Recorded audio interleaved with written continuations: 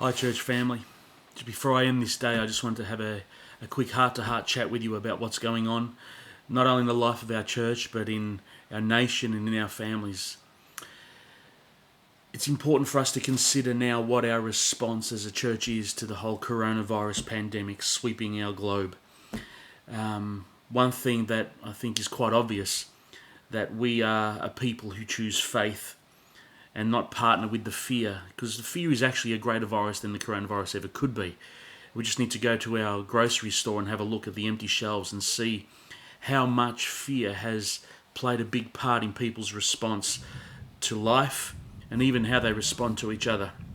But I'd like to just start our time together with Psalm 56 verse 9 from the Passion Translation, which I believe is a key verse for us, and it's a verse that actually Sean Bowles shares in his book, Standing in Faith Against Coronavirus, which is free, by the way, as an ebook online. So go to his website and be sure to grab a copy of that. It's amazing. But let me read the verse to you. It says it this way. It says, "The very moment I call to you for a father's help, the tide of battle turns and my enemies flee. This one thing I know, God is on my side." I mean, what an encouraging verse to keep in mind as we face all of this each day. Another thing we want to make clear as the leadership, we gathered together to try and nut out how to best serve God and serve you in this time. And one thing has become clear is that we want to honour the government's decision to keep indoor gatherings to a maximum of 100 people. And therefore, we've decided to put in a few things into place, because we do plan on gathering this Sunday, the 22nd of March, in our Melton location for our 10 a.m. service. We do plan on gathering as a people for this. But what we'd like to make sure is that our environment is as hygienic as it possibly can be.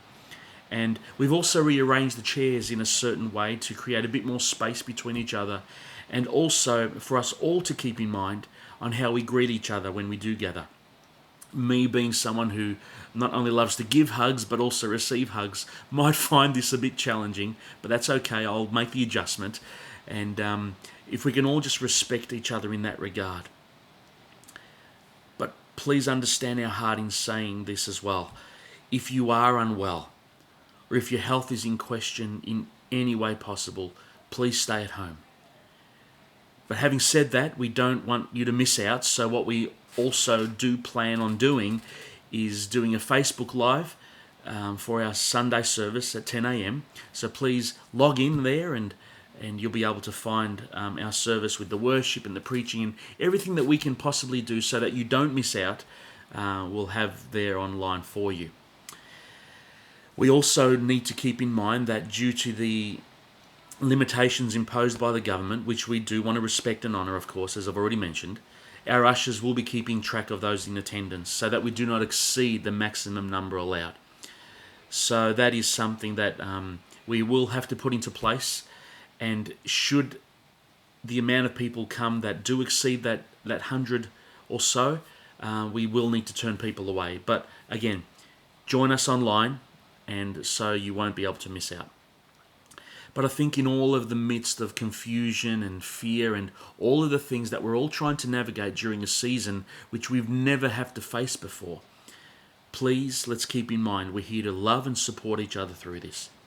We're not here to cast judgment or criticize anyone as they're trying to understand how to navigate this in their own life.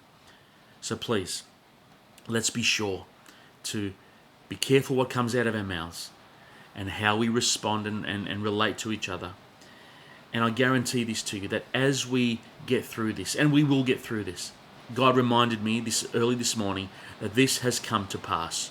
This will not define us. This will not define this generation. This will not even define our new normal. No, God is still in control. He understands. This hasn't surprised him. So we are holding onto his hand for wisdom and knowing full well that with him, our God of help, our ever-present God, will get us through this stronger, and we will overcome it with him. I just want to end again with the reminder of what the scripture says in Psalm 56 verse 9 from the Passion Translation. "The very moment I call to you for a father's help, The tide of battle turns and my enemies flee. This one thing I know, God is on my side. Be encouraged by that verse. Quote that verse to yourself. Repeat it throughout the day.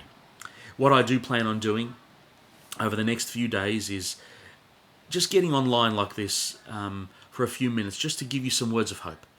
I believe that will be helpful for you and encouraging as we face each day and as we hear news reports and read newspapers and all of the other things that feed us this information. It can get so overwhelming, and we understand that.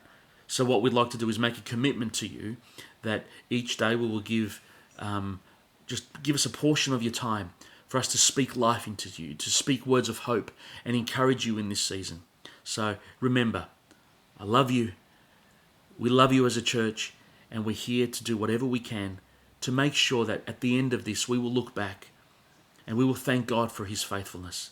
Thank God for who he is and who he will continue to be throughout all of this. You will overcome this, dear ones. Have a good, restful night, and I look forward to seeing you tomorrow. God bless.